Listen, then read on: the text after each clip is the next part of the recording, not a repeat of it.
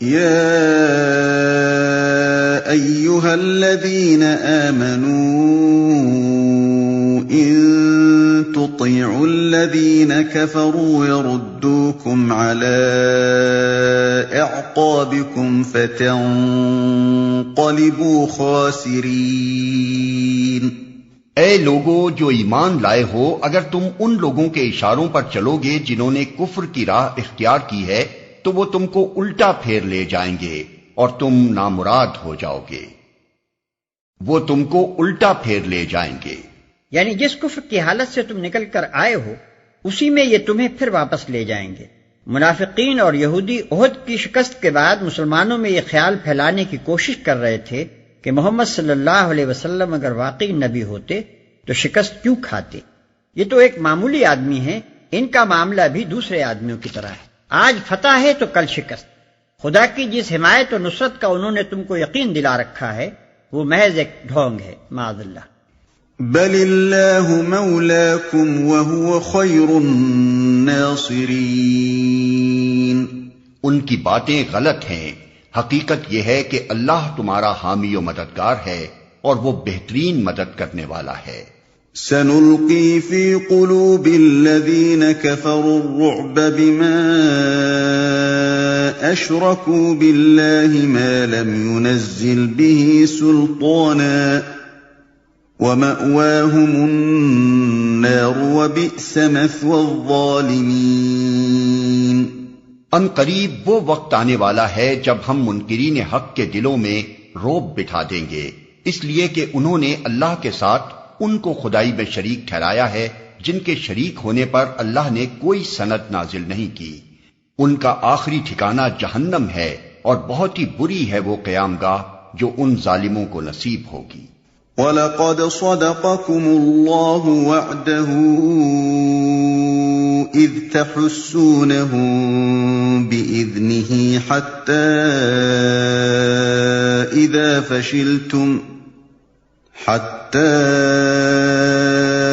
إِذَا فَشِلْتُمْ وَتَنَازَعْتُمْ فِي الْأَمْرِ وَعَصَيْتُمْ مِنْ بَعْدِ مَا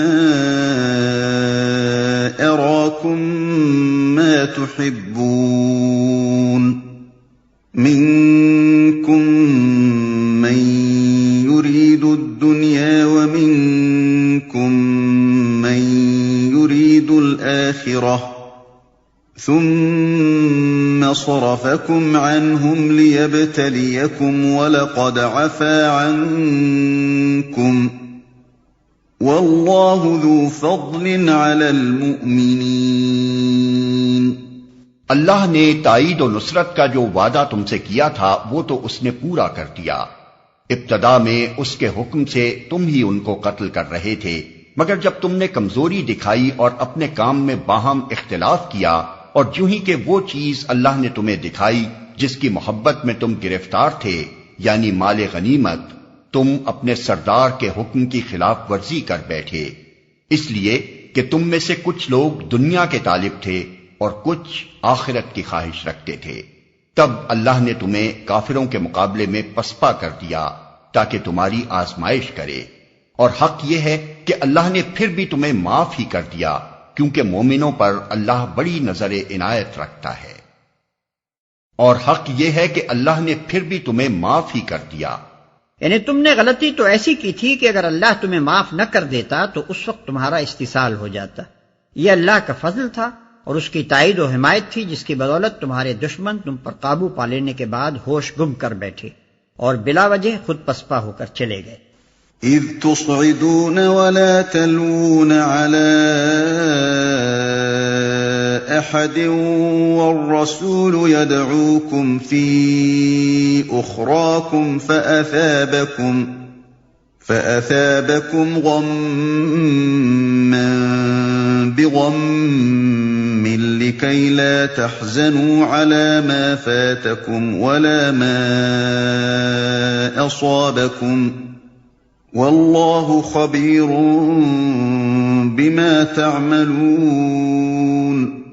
یاد کرو جب تم بھاگے چلے جا رہے تھے، کسی کی طرف پلٹ کر دیکھنے تک کا ہوش تمہیں نہ تھا اور رسول تمہارے پیچھے تم کو پکار رہا تھا، اس وقت تمہاری اس روش کا بدلہ اللہ نے تمہیں یہ دیا کہ تم کو رنج پر رنج دیے، تاکہ آئندہ کے لیے تمہیں یہ سبق ملے کہ جو کچھ تمہارے ہاتھ سے جائے یا جو مصیبت تم پر نازل ہو اس پر ملول نہ ہو۔ اللہ تمہارے سب اعمال سے باخبر ہے۔ اور رسول تمہارے پیچھے تم کو پکار رہا تھا۔ جب مسلمانوں پر اچانک دو طرف سے بیک وقت حملہ ہوا اور ان کی صفوں میں ابتری پھیل گئی تو کچھ لوگ مدینے کی طرف بھاگ نکلے اور کچھ احد پر چڑھ گئے، مگر نبی صلی اللہ علیہ وسلم 1 انچ اپنی جگہ سے نہ ہٹے۔ دشمنوں کا چاروں طرف ہجوم تھا، 10-12 آدمیوں کی مٹھی بھر جماعت پاس رہ گئی تھی، مگر اللہ کا رسول اس نازک موقع پر بھی پہاڑ کی طرح اپنی جگہ جمع ہوا تھا اور بھاگنے والوں کو پکار رہا تھا، الیہ عباد اللہ، الیہ عباد اللہ، اللہ کے بندوں میری طرف آؤ، اللہ کے بندوں میری طرف آؤ۔ تم کو رنج پر رنج دیے۔ رنج ہزیمت کا، رنج اس خبر کا کہ نبی صلی اللہ علیہ وسلم شہید ہو گئے، رنج اپنے کثیر التعداد مقتولوں اور مجروحوں کا، رنج اس بات کا کہ اب گھروں کی بھی خیر نہیں۔ 3000 دشمن جن کی تعداد مدینے کی مجموعی آبادی سے بھی زیادہ ہے، شکست خوردہ فوج کو رونتے ہوئے قصبے میں آ گھسیں گے اور سب کو تباہ کر دیں گے۔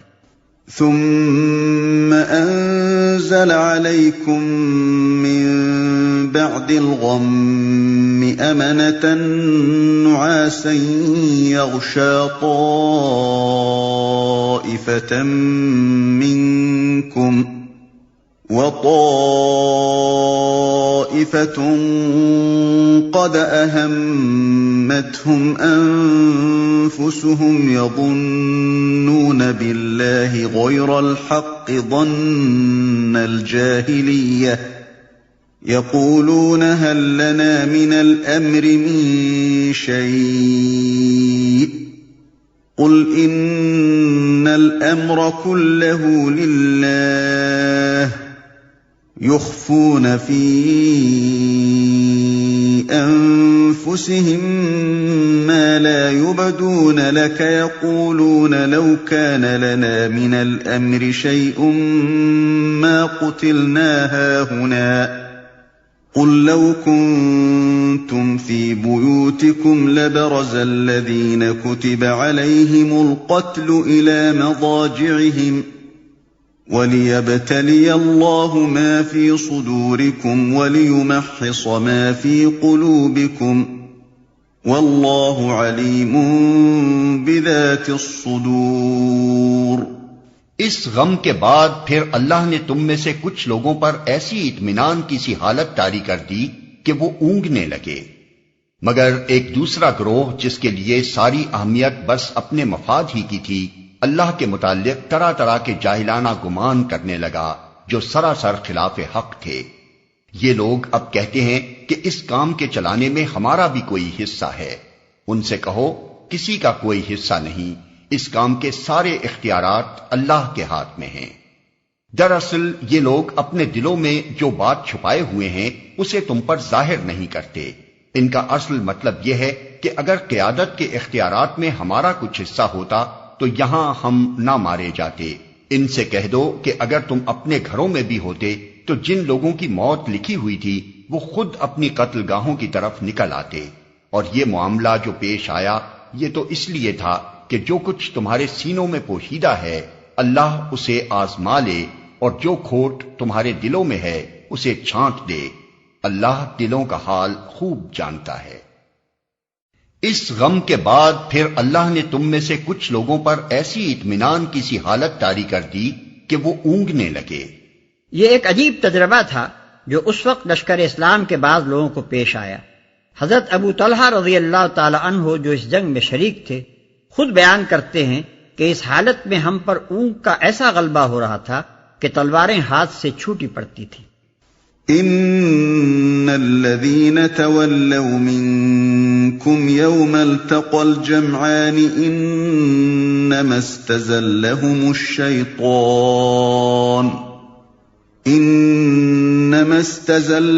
الشيطان ببعض ما كسبوا ولقد عفى الله عنهم ان الله غفور حليم۔ تم میں سے جو لوگ مقابلے کے دن پیٹھ پھیر گئے تھے ان کی اس لغزش کا سبب یہ تھا کہ ان کی بعض کمزوریوں کی وجہ سے شیطان نے ان کے قدم ڈگمگا دیے تھے۔ اللہ نے انہیں معاف کر دیا، اللہ بہت درگزر کرنے والا اور بردبار ہے۔